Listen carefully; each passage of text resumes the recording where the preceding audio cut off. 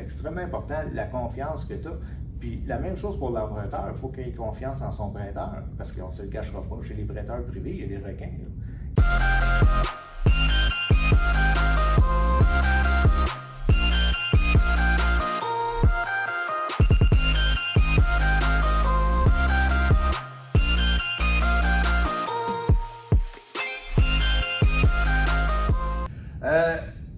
Gilles, tu as écrit, tu as une autre facette à ta carrière d'immobilier. Hein? C'est sûr qu'avec tout ce que tu as pu faire, coach aussi au Club d'investissement immobilier du Québec depuis au moins une douzaine d'années, tu as laissé ta marque chez des centaines d'investisseurs au niveau de pratiques saines, de gestion immobilière. Puis là, aujourd'hui, là, tu viens de nous sortir, ben, peut-être pas aujourd'hui, mais il y a une couple de semaines, un nouveau livre co-écrit avec Yvan Cournoyer, président du Club d'investissement immobilier du Québec, que je salue, et Jean-Pierre Dussault, aussi coach et accompagnateur. Donc, les trois ensemble, vous avez mis en commun votre savoir, votre expérience, puis vous nous avez écrit un livre « Apprenez à mieux gérer vos immeubles ». Et puis, écoute, moi qui étais habitué de lire des petites plaquettes, normalement, je pense que ça fait un bon 400 pages. À qui vous adressez ce livre-là, Gilles? Ben, à tous ceux qui ont un espace locatif. À tous les propriétaires locataires, en fait, que tu aies un condo, que tu aies un chalet à louer, que tu aies un triplex ou un multiplex ou un parc immobilier de plusieurs centaines de portes. C'est des principes de base de gestion. Il faut se rappeler que ce livre-là, écoute, c'est quand tu commences à l'écrire que tu te rends compte que la gestion, c'est large, c'est grand. Puis un bon gestionnaire, c'est un homme orchestre incroyable. Quand tu commences à penser à tout ce qu'il doit voir, tout ce qu'il doit connaître. On fait le tour, on en couvre une bonne partie, puis c'est pas théorique. Okay? Ça, c'est peut-être la signature du livre. C'est écrit par des praticiens. Des praticiens, voilà. Des praticiens. Donc, c'est des cas vécus, c'est des exemples, c'est des anecdotes, c'est applicable. Ben, écoute, quand tu es un chef d'orchestre, tu lis des partitions, c'est pour ça que tu es un bon praticien. Ouais. Écoute, j'ai eu l'occasion peut-être de le lire en diagonale avant notre entrevue. C'est sûr que je vais le lire, étant donné que moi aussi, j'ai besoin d'avoir les bons trucs, les bonnes techniques en matière de gestion immobilière. Gilles, il y a des trucs là-dedans, il y a des techniques. Y en a-tu là-dedans qui ont attiré un peu plus ton attention? Tu sais, peut-être, donne-moi 2-3 trucs là, que tu dirais, de même, là, qui attirent ton attention. Tes préférés, c'est quoi? Ben, tu sais, en fait, en gestion, tu as tout le côté un peu technique de gestion, mais en gestion immobilière, résidentielle, tu as le côté psychologique aussi avec lequel tu as travaillé beaucoup. Puis ça manque cruellement à plusieurs propriétaires. Ils ne savent pas trop comment s'y prendre avec les locataires, etc. Ils n'ont peut-être pas la bonne approche. Fait il y a plusieurs trucs là-dessus, je t'en donne un. Exemple, la règle du 24 heures. Quand tu reçois une demande, un appel, un email, un texto, peu importe, elle ne va pas répondre en dedans de 5 minutes. Là. Prends 24 heures avant de répondre, à moins que ce soit une urgence, on s'entend. S'il y a une urgence, le feu est pris, attends pas 24 heures. Si ça coule aussi, là. Oui, c'est ça. On va utiliser un peu notre jugeote, mais attends 24 heures avant de répondre. Tu vas donner de toute façon, tu as une grande partie des problèmes qui vont être réglés d'eux-mêmes à l'intérieur de 24 heures, parce que souvent, les gens appellent sur le coup d'une émotion, sur une frustration, etc. Donc ça, ce serait un des trucs. On attend un petit peu, comme dirait Jean-Pierre Dussault. C'est ça. Puis, on n'est pas des livreurs de pizza. Exactement. C'est ça, il n'y a pas personne qui va mourir, là. Donc, il faut être capable de relativiser, parce que sinon, on va toujours être à merci, puis toujours en train de courir partout, puis on n'aura pas le temps de se ressaisir, de se recentrer, puis d'avoir une bonne gestion, parce qu'on va être éparpillé. L'impression de toujours travailler en réaction, ça devient aussi épuisant à un moment donné. Il faut que tu sois en contrôle de ton temps. Oui. Ça, c'est important. Un autre, je te dirais, c'est quand tu vas visiter tes immeubles, puis que tu rencontres un locataire dans le couloir, puis il dit « Hey, justement, je voulais te voir. » On peut être poli, là, mais s'il y a une demande, le locataire a une demande sérieuse à faire, bien, on lui rappelle que, par exemple, on ne prend les demandes que par courriel. S'il y a quelque chose, écris-moi là, puis sinon, regarde, je vais l'oublier. Tu sais, j'ai plusieurs affaires en tête, je risque de l'oublier. J'aimerais mieux que tu me l'écrives pour pas que je l'oublie. Donc, d'amener cette fonction-là de plus de dire... discipline aussi, là, de relationnel là, avec le locataire. Là. Puis aussi, le locataire, il faut qu'il fasse un effort d'écrire. Puis je te dis, 80% du temps, c'est parce qu'il t'a vu que tout d'un coup, il a pensé à quelque chose, puis c'est vraiment pas important. Puis tu vois, il va te faire perdre ton temps. Donc, la plupart du temps, ils n'écriront pas. Puis comment qu'on fait là, pour gagner un peu de temps, là, disons, tu sais, du temps de réflexion de qualité sur une demande? As-tu un truc pour ça? Ben, en fait, comme je disais tantôt, il faut que tu sois en contrôle de ton temps. Fait que tu peux pas être, il faut que ce soit toi, par exemple, qui initie les appels et non pas toujours te faire appeler n'importe quand. Il faut que tu aies un protocole, que les gens s'habituent à savoir, bon, regarde, il va y avoir une réponse dans les 24 heures. Il y a des heures de bureau. Tu sais, il faut arriver et dire, écoute, le fait d'être propriétaire, là, c'est un métier qui est noble. OK? C'est pas galvaudé puis je suis n'importe qui. J'ai une business avec. Il y a des heures d'affaires. En dehors des heures d'affaires, ben, il y aura peut-être un centre d'appel, il y aura peut-être une façon d'être organisé, mais je ne me ferai pas appeler à 2 heures du matin pour déboucher une toilette. Oui, exactement. Ça, je comprends ça. Puis justement, on parlait de déboucher de toilette. Hey, on a envie tellement dans des histoires dans un immeuble. C'est sûr que dans ton expérience, puis celle de tes co-auteurs, vous n'avez vu.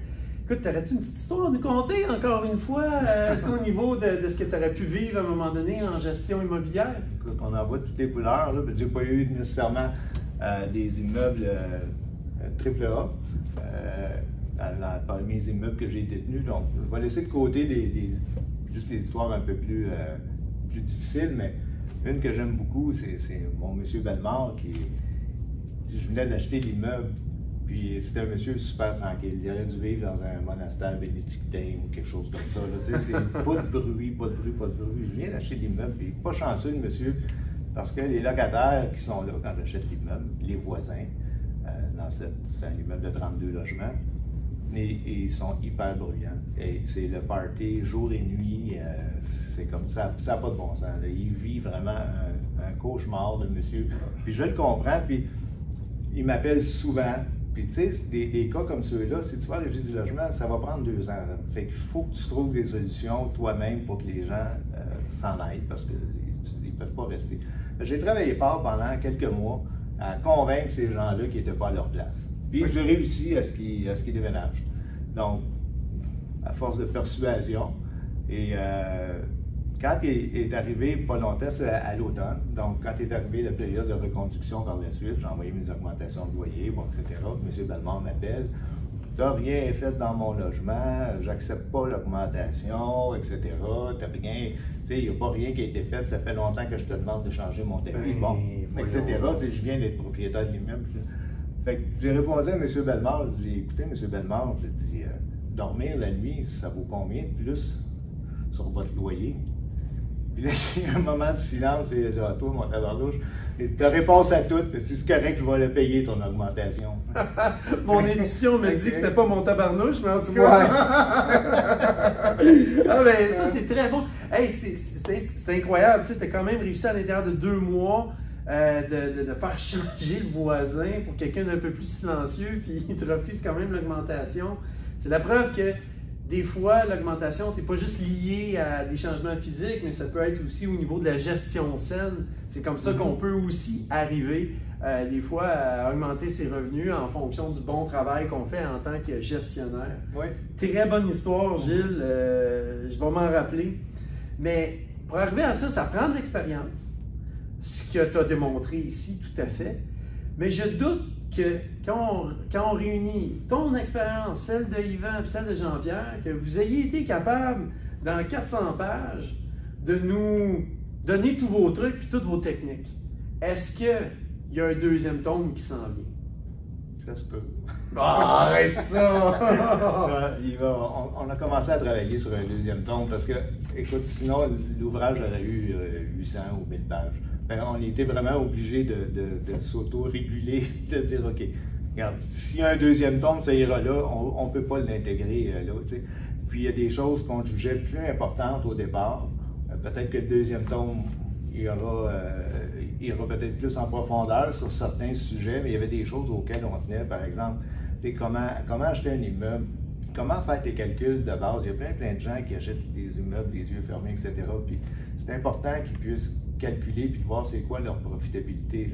L'immobilier a tellement évolué dans les justement 12 dernières années. On le voit, que ce soit le financement qui a évolué, la clientèle. Veut pas, en 2010, là, on ne dealait pas tant que ça avec des immeubles neufs. En ce moment, on deal beaucoup avec ça. Qu'est-ce que ça a comme impact sur le marché? Qu'est-ce que ça a comme impact sur les ratios d'acquisition et tout? J'ai très hâte de lire là-dessus. C'est quelque chose, évidemment, qu'en tant que courtier, ça me passionne. Tu sais, toi, tu es dans les multiplex. Bon, les revenus et dépenses, ça va, mais quand on regarde, tu sais, du côté des triplex ou des plus petits immeubles, les multiplex, les gens qui achètent sans faire de visite des lieux, sans faire d'inspection, en payant une surenchère, à un moment donné, oui, je vais peut-être faire de l'argent dans 25 ans, mais tu es sûr que tu vas faire de l'argent? En attendant, ça va te coûter combien par mois? J'ai l'impression que ces méthodes-là, c'est assez incompatible avec toi parce que justement, ça fait des années que tu enseignes la vérification diligente. Donc, là, quand tout le monde prend ces coins ronds-là, ça doit te faire dresser le poil ses bras. Là. Oui, puis les oreilles me frisent. Je te comprends. Hey, j'aurais aimé ça qu'on en parle plus longtemps. Écoute, on pourra peut-être faire à un moment donné une plus longue entrevue, peut-être sur le 2e livre. Mais j'aime toujours finir mes entrevues avec quelques questions à Raphaël, si tu permets. Okay. Alors, le but ici, je te pose une question, tu essaies de me donner une petite réponse courte, puis on s'amuse avec ça. Il n'y a pas de bonne ni de mauvaise réponse. Qu'est-ce qu'on fait, Gilles, avec quelqu'un qui veut devenir investisseur immobilier ou qui refuse même d'investir en immobilier parce qu'il ne veut pas déboucher des toilettes? Des choses, tu achètes le livre. Ça, déjà, tu vas comprendre que c'est pas nécessaire. C'est vraiment ton style de gestion qui va déterminer si tu vas déboucher des toilettes ou pas. C'est à toi de décider puis d'implanter une gestion qui te ressemble. Et puis de déléguer, d'apprendre à déléguer certaines tâches aussi. Tu as eu 150 logements, j'imagine que tu as débouché au moins une quinzaine de toilettes. Non, c'est jamais arrivé. OK, bon. Tout ça, c'était écrit dans le ciel. Quand j'ai commencé dans ma stratégie, c'était une condition sine qua non pour aller en immobilier. OK. Qu'est-ce qu'on conseille à quelqu'un qui veut acheter un immeuble mais qui n'a pas la mise de fonds? C'est pas important. C'est pas important l'argent en immobilier, dans le sens où c'est de trouver une occasion d'affaires extraordinaire qui est difficile. Okay? Ça demande beaucoup d'efforts.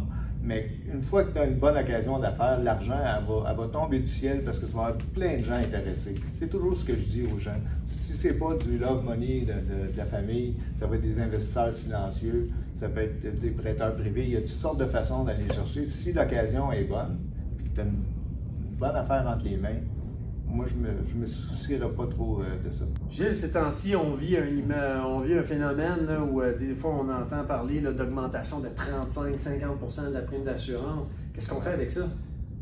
Ouais, on la repasse aux locataires, c'est les vases communicants. Tes coûts d'opération viennent d'augmenter, tu n'as pas le choix d'augmenter tes revenus parce que sinon tu vas faire baisser la valeur de ton immeuble.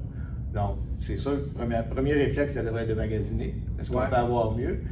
Bon, au Québec, on est un peu dans une situation de monopole ou presque au niveau des assurances. Fait qu'il y a des très gros joueurs, on n'a pas beaucoup de choix. Donc, qu'est-ce que tu veux qu'on fasse? Les assureurs veulent sortir un peu de ce marché-là aussi. Ils refusent même d'assurer certains immeubles. Donc, Gilles, bonne nouvelle! La Ville a décidé d'augmenter l'évaluation municipale de mon immeuble. C'est une bonne nouvelle? Pas en tout. Non, c'est une très mauvaise nouvelle parce que... En fait, ça fait exactement le contraire de ce que ça devrait faire. Si tu as un immeuble, un multiplex qui fonctionne aux revenus et dépenses, bien évidemment, tu viens d'augmenter les dépenses. Donc, tu viens de faire baisser la valeur de l'immeuble. Fait que la Ville, en te faisant un cadeau, en disant que ton immeuble vaut plus, en fait exactement l'effet contraire. Puis même dans les multiplex, je te dirais que c'est plus vraiment important parce que les gens, au prix qu'ils payent les immeubles aujourd'hui, ils ne regardent pas l'évaluation. C'est plus un indicateur de valeur marchande. Moi, j'ai toujours été contesté les évaluations. Oh, un petit truc ici, on conteste, et puis on gagne à long terme. Il y a un budget qui est prévu pour ça dans chaque municipalité, pour les contestations d'évaluation, tout à fait. Puis moi, j'ai toujours gagné. Puis gageons qu'il en reste toujours un peu plus que prévu finalement au bout de la ligne, parce que c'est pas tout le monde qui donne la peine. C'est exact. Souvent, ils ne savent pas qu'ils peuvent le faire ou ils trouvent que c'est trop de travail, ils ont peur de perdre, peu importe. Mais bon, il y a des façons de faire de présenter notre cause devant les évaluateurs puis de gagner. Puis là, ben écoute, je sais, Gilles, que tu n'es plus à la recherche d'achat de nouvel immeuble, mais est-ce que les projets immobiliers te passionnent autant qu'avant? Bien, toujours. je suis encore dans le domaine immobilier, en fait, d'une façon différente. Puis je vois les projets aller.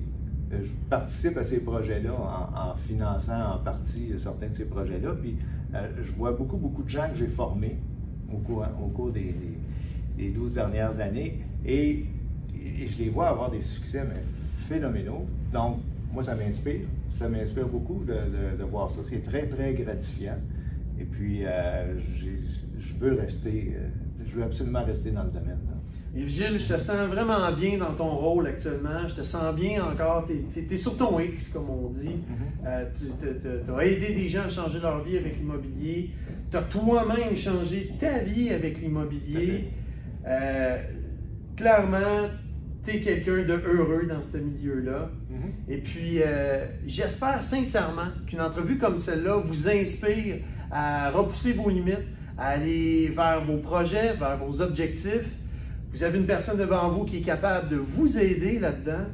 Gilles, je te remercie sincèrement d'être passé à nos nouveaux bureaux à Montréal. Ils sont très beaux d'ailleurs. C'est tout à fait extraordinaire. Vous êtes aussi les bienvenus. Sur ce, je vous souhaite bon succès et à bientôt. À bientôt. À bientôt.